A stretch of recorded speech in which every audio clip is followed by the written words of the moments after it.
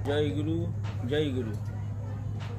तंत्र ज्ञान योग प्रेम चतुस्साधन सिद्ध निर्विकल्प समाधि विठित महापुरुष परमहंस परिव्राजकाचार्य श्री 108 स्वामी निगमानंद सरस्वती देव प्रवर्तित सार्वभौम भक्त सम्मिलनी 109तम अधिवेशन आमादेर अनुष्ठित होते चलेছে হুগলি জেলার এই রাজহাটি বন্দরে।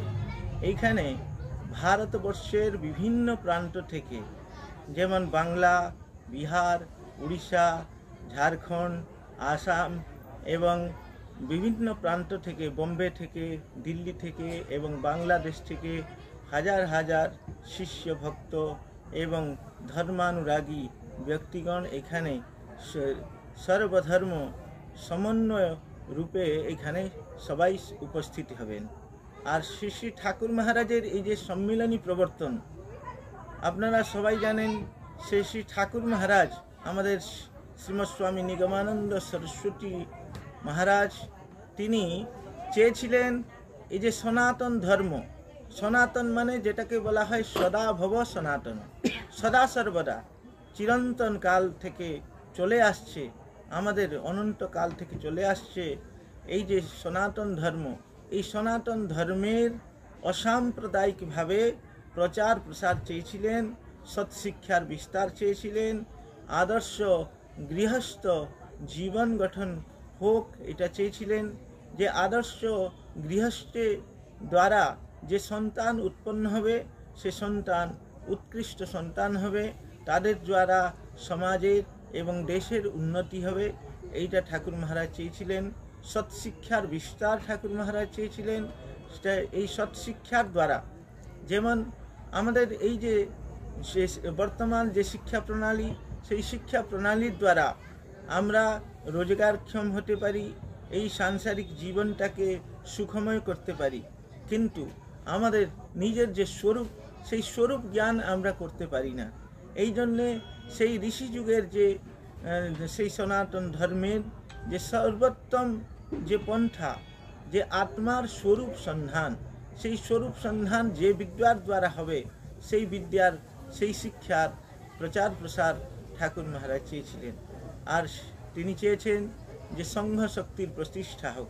সংঘ শক্তির প্রতিষ্ঠা বললে বিরোধের একান্ত পরিহার এবং প্রাণের ঐকান্তিক মিলন। এই মিলনের মাধ্যমে আমরা সবাই সংঘবদ্ধ হয়ে কার্য করতে পারবো, যার দ্বারা এই দেশের সমাজের উন্নতি হবে। এছাড়া ঠাকুর মহারাজ চেয়েছেন যে আমরা নারায়ণ জ্ঞানে বা শিব জ্ঞানে জীবের সেবা করি। সমস্ত জীব, যে কোনো প্রাণী হোক না কেন, মনুষ্য তো সর্বশ্রেষ্ঠ প্রাণী, বাকি সমস্ত প্রাণী সেই পরমাত্মার অংশ বা পরমাত্মা স্বরূপ, ভগবান স্বরূপ, শিব স্বরূপ, তাদের সেবা যাতে হয়, সমাজের সেবা হয়, দেশের সেবা হয়, এইটা চেয়েছেন। তাছাড়া চেয়েছেন আমাদের এই ভাব বিনিময়ের মাধ্যমে যে আমরা ধর্মের দিক দিয়ে কত উন্নত হচ্ছি, আমরা সেই দিকটা আমরা নিজেদের মধ্যে ভাবের বিনিময় করে যাতে নিজেকে পুষ্ট করে নিতে পারি, আমরা ধার্মিকভাবে উন্নত হতে পারি। ধার্মিকভাবে উন্নত হলে এই যে সমাজের যে আজকাল যেরকম পরিস্থিতি একটা দেখা গেছে, যে নৈতিকতা বলে জিনিস নেই, মানুষ যথেচ্ছাচরণ করছে, আর এর দ্বারা সমাজের অধঃপতন হচ্ছে। মানুষের সেই সুখ শান্তি আনন্দ যে জিনিসের খোঁজ করছে, মানুষ খোঁজ করছে সুখ শান্তি আনন্দ, কিন্তু সে পাচ্ছে না, কারণ যে রাস্তা দিয়ে সে চলছে সে দিক দিয়ে সুখ শান্তি আনন্দ পেতে পারবে না, কিন্তু সেই জিনিসটা সে বুঝে না। এই জন্যে এই পথ দিয়ে যাচ্ছে, সেই সত্যের সন্ধান সৎ পথে পরিচালিত করতে ঠাকুর মহারাজ চেয়েছেন। এই জন্যে আমাদের এই সার্বভৌম ভক্ত সম্মিলনী হচ্ছে। এই সম্মিলনী হবে কালকে, তার অধিবাস 27শে ডিসেম্বর অধিবাস হবে, আর পরশু থেকে আমাদের সমস্ত অনুষ্ঠানগুলো শুরু হয়ে যাবে। 28 তারিখে আমাদের অন্তরঙ্গ সভা হয়, সকালে একটি অন্তরঙ্গ সভা, বিকালে একটি অন্তরঙ্গ সভা হয়, আর দ্বিতীয় দিন যে 29শে ডিসেম্বর অন্তরঙ্গ সভা হবে, আর বিকেলেও আমাদের সেই সভা থাকে। আর ও 30 তারিখ সকালে মহিলা সভা হবে, মহিলাদের সভা হয়। আর বিকেলবেলা সাধারণ ধর্মসভা হয়। সাধারণ ধর্মসভাতে সমস্ত ধর্ম, সমস্ত সম্প্রদায়ের সাধু সন্ন্যাসী এবং ভক্তজন, পণ্ডিতজন উপস্থিত থাকেন। আর কালকে পরশু আমাদের সবথেকে বড় কথা হচ্ছে আমাদের মথুরার একজন বিশিষ্ট মহারাজ আসছে। তিনি হচ্ছেন আচার্য মহামণ্ডলেশ্বর কাশনী পীঠাধীশ্বর শ্রীমৎ স্বামী গুরু শরণানন্দজি মহারাজ। তিনি সাধু সমাজে খুব উচ্চ আসন অধিকার করেছেন।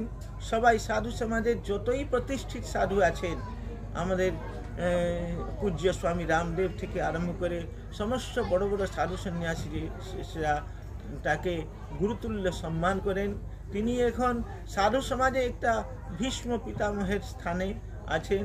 তাকে ব্রজ, আমাদের সেই যে বৃন্দাবন বা মথুরাতে তাকে নন্দ বাবা বলে বলা হয়। সেই রকম একজন মহাপুরুষ আমাদের সম্মিলনীতে আসছেন। তিনি আমাদের গৌরব, আমাদের জন্য গৌরব। তিনি এই সম্মিলনীর শোভাবর্ধন করবেন, সবাইকে দর্শন দেবেন, আশীর্বচন প্রদান করবেন। এই জন্যে আমরা গৌরবান্বিত। এই রকম একটি অনুষ্ঠানে আপনারা সবাই এসেছেন, আপনাদেরকে ধন্যবাদ দিচ্ছি। আর যে দর্শকরা এই আপনাদের চ্যানেলের মাধ্যমে দেখছেন, সবাইকে আমি স্বাগত জানাচ্ছি, ধন্যবাদ জ্ঞাপন করছি, কৃতজ্ঞতা জ্ঞাপন করছি। আপনারা সবাই আসুন, এই সম্মিলনী উপভোগ করুন বা এই চ্যানেলের মাধ্যমে আপনারা দেখুন।